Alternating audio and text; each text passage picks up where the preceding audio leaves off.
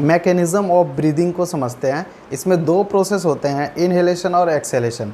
Inhalation का मतलब होता है कि ऑक्सीजन लेना, इनटेक करना, और एक्सहेलेशन मतलब CO2 रिलीज़ करना। तो अगर हम इनहेलेशन की बात करें तो जब हम ब्रीद इन करेंगे यानी जब हम ऑक्सीजन लेंगे तो उस टाइम पे क्या होता है कि हमारे जो रिब्स होते हैं, जो पसलियाँ होती हैं ना दोनों साइड से, इनके साथ कुछ मसल्स अटैच होते हैं, इनको हम इंटरकोस्टल मसल कहते हैं। और नीचे की तरफ डायफ्राम होता है। तो हमारे रिब्स और मसल जो है ये ऊपर की तरफ उठ जाते हैं, अपवर्ड हो जाएंगे, ये ऊपर उठेंगे और जो डायफ्राम है वो नीचे जाएगा। अब एक ऊपर गया एक नीचे गया, तो बीच में जो एरिया होता है थोरेसिक कैविटी यानी चेस्ट वाला रीजन, तो थोरेसिक कैविटी का एरिया बढ़ जाता है, ठीक है ना, क्योंकि रिब्स ऊपर गए और डायफ्राम नीचे नीचे गया।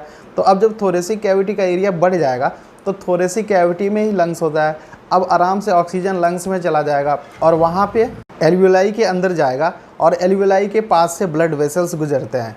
तो वहीं पे एल्वियोलाई में होता है एक्सचेंज ऑफ गैसेस। कैसे होगा? एल्वियोलाई में ढेर सारा ऑक्सीजन भरा हुआ है और बगल से गुजर रहे हैं ब्लड वेसल्स, ब्लड में ऑक्सीजन नहीं है, तो एल्वियोलाई में हायर कंसंट्रेशन हो जाएगा, ब्लड में लोअर कंसंट्रेशन हो जाएगा।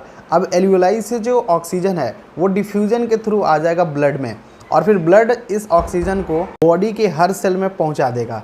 और बॉडी के हर सेल में पहले से होता है CO2, यानी अब हमें एक्सपायरेशन करना है, CO2 रिलीज़ करना है। जब हम ब्रीद आउट करते हैं तो उस टाइम पे क्या होता है कि जो रिब्स और मसल्स होते हैं या रिब्स और डायफ्राम, ये दोनों रिब्स जो होगा वो डाउनवर्ड आएगा और डायफ्राम जो है वो अपवर्ड आएगा।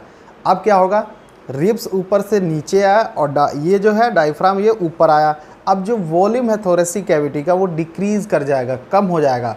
कम होगा तो यहाँ पे बहुत प्रेशर बन जाएगा। प्रेशर जब पड़ेगा तो यहाँ से फिर क्या होगा? इंट्रापल्मोनरी प्रेशर बढ़ने की वजह से जो CO2 है बॉडी के सेल्स में वो आ जाएगा ब्लड में, ब्लड से आ जाएगा लंग्स में, डिफ्यूजन प्रोसेस के थ्रू वो आ जाएगा, ठीक है ना। बॉडी के सेल से जो CO2 है वो आ जाएगा कहाँ पे? एल्वियोलाई के अंदर, डिफ्यूजन प्रोसेस के थ्रू, जैसे ऑक्सीजन का हुआ था। और फिर यहाँ से फिर वो बाहर आ जाएगा, धीरे धीरे ऊपर आएगा ट्रैकिया, फिर नोज, और यहाँ से CO2 बाहर हो जाएगा। तो इस तरह से एक्सहेलेशन हो जाएगा। तो ये है मैकेनिज्म ऑफ ब्रीदिंग।